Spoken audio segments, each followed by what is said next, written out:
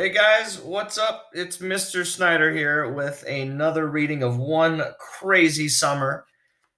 Forgive me, I'm a little tired, as I imagine our schedules are probably just all discombobulated, doing our best with what we've got. But yeah, here we go with some more reading. I figured I'd give you another little background instead of Oakland, California. Here, we got some pictures of the Black Panthers here. Um, Hope you guys enjoy. Here's chapter 16, Big Red S. That night, Fern complained about her aching stomach. She meowed and howled and turned in her sleep. Go sit on the toilet, I told her. She clung to my side, meowing and howling. Vanetta yelled, Quit it, Fern! I can't sleep! I paid her no mind, and neither did Fern. If Fern couldn't sleep, then we all couldn't sleep. So too bad for Vanetta and too bad for me. I just let Fern carry on while I rubbed her stomach. It took a while, but she finally fell into sleep. Before we left for the center in the morning, I asked Seal for food money for tonight's dinner. If I could hold on to $200 over 3,000 miles, I could hold on to a $10 bill for a few hours. Cecile didn't bother with any questions. She just gave me the $10 bill and a door key so she wouldn't have to get up and let us in.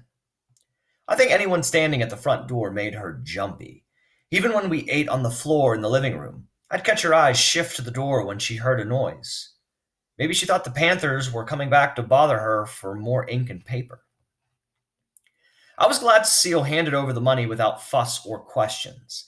That saved me from lying about getting shrimp lo mein when I had no intention of going to Ming's.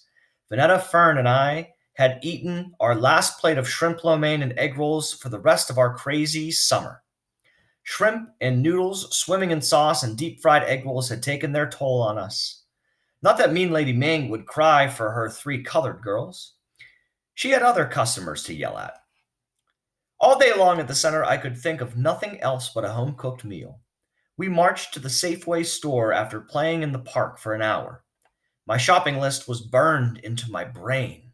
I picked up 1 head of cabbage, 17 cents, 1 onion, 8 cents, 2 potatoes, 23 cents, 1 package of chicken thighs, and 1 package of wings. $1.47. The price of the chicken would have been thievery of the highest kind, according to Big Ma, who raised chickens down in Alabama and had only to go pull one up by its neck, kill it, pluck it, clean it, and fry it. Lastly, but most important, I dropped a can of stewed prunes into our shopping basket. 49 cents. There was plenty of money left over to call Pa and talk for as long as we wanted. Vanetta and Fern pouted as the groceries went into the basket. There were even a couple of "ah shucks" in finger snapping as our dinner was placed on the cashier's counter. All the snipping between Vanetta and Fern over Miss Patty Cake was now aimed at their new enemies, the real food that we would eat until we returned to Brooklyn, and me. I paid for the groceries and put the change in my pocket. I'd give Cecile the dollar bills and keep the coins for our telephone call to Papa. Why can't we have pizza? Vanetta moaned. Or shrimp lo mein? Because, I said, enjoying my role as their enemy and big sister, that's not food for everyday eating. I held up the brown paper Safeway bag and its big red S printed smack in the center. This is. Big Ma would have been proud of me, but also angry that I allowed it to come to this. I'm sure she expected this kind of living from Cecile. From me, she expected better. Phooey! Double phooey! They could phooey all night long for all I cared. Vanetta said, I hope you know she won't let you cook that. Not in her kitchen, Fern said. So I said, then she'll cook it in her kitchen. Papa's voice poured out of my mouth like warm, steady tap water. When I put the key in the door, I said, go wash your face and hands real good. Play Go Fish until I call you for supper. Cecile wasn't in the living room, which meant she was in her kitchen. I didn't want Vanetta and Fern to see how afraid I was of Cecile. I thought of how she planted her body between us and the kitchen door, daring us to take a step farther. Then she'd rather let Fern dry up of thirst and give her a glass of water with ice. I thought about how crazy Cecile was, that I didn't know her or what she would do next. Now that I could smell the cabbage and onion from the brown paper bag, I lost that feeling of being calm and brave like Papa. I didn't dare walk in, so I called to her. Cecile?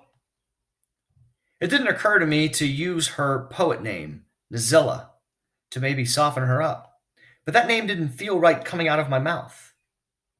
I dreaded this moment, dreaded the thought of her swinging the kitchen door open and her seeing me with a bag of uncooked food.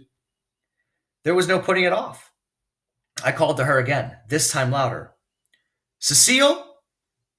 Her hand slapped against the counter or tabletop, good and hard. In a few stomps, the door swung open and she was looking down at me. I took a step back and hugged the bag. I have to cook supper. She stared down at me and didn't speak. I didn't know what to do or say, so I took the change out of my pocket, all of it, and held it out to her. She took it, dropped it into her pants pocket, maintained her long, hard stare. If that was supposed to make me feel afraid, stupid, and small, it worked. Then she spoke. Why didn't you go to Ming's or Shabazz?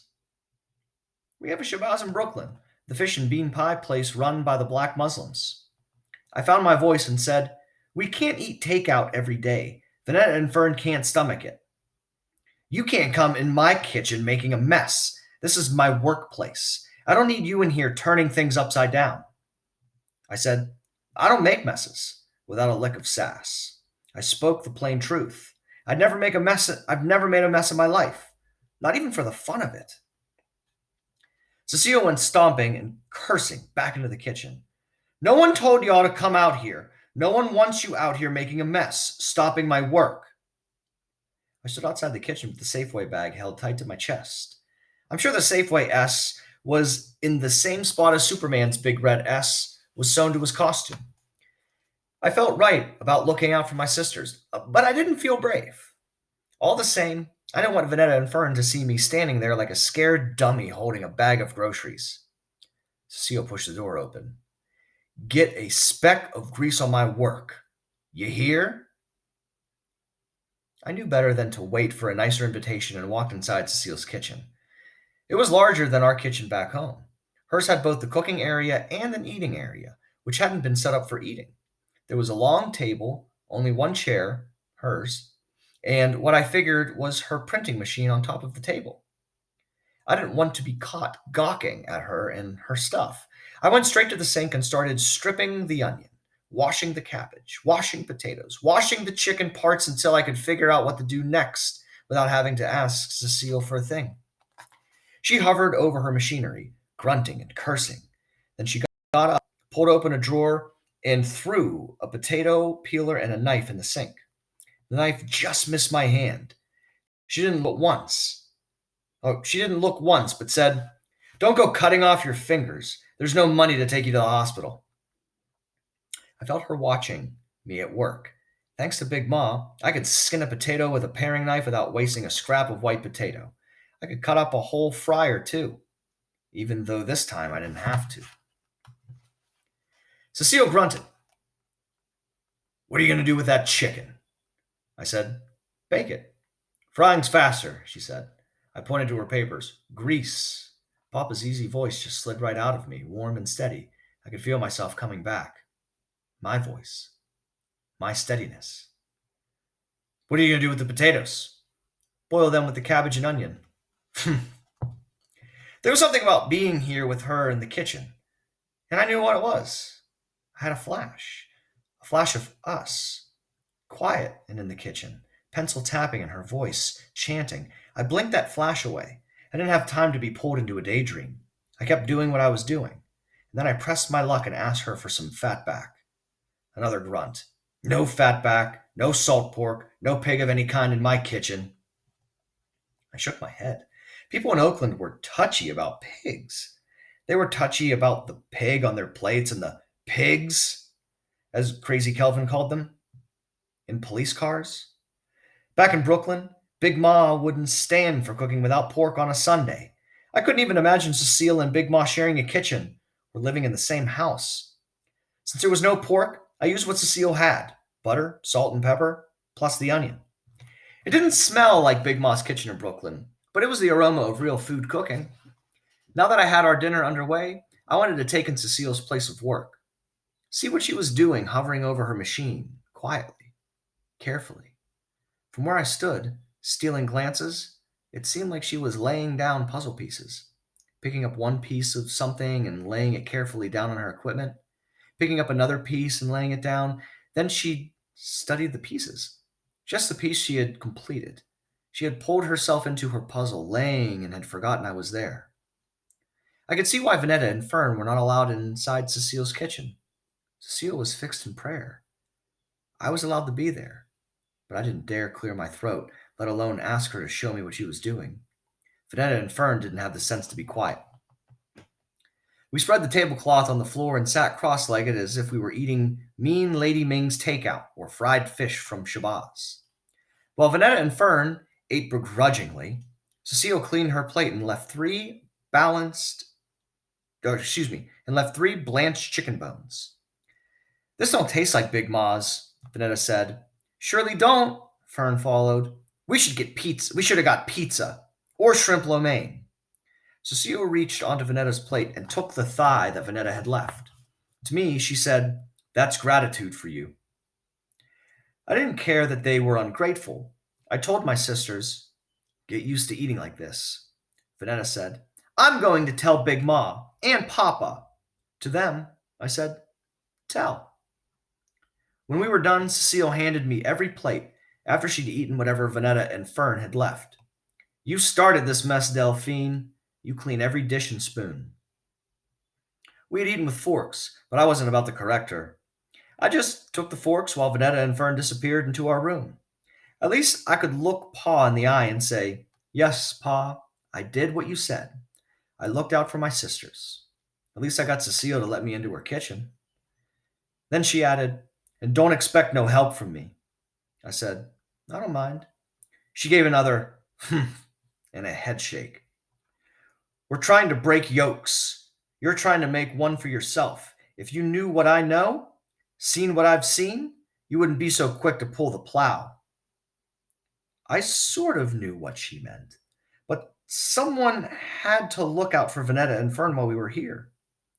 I stacked the plates in the sink and ran the hot water.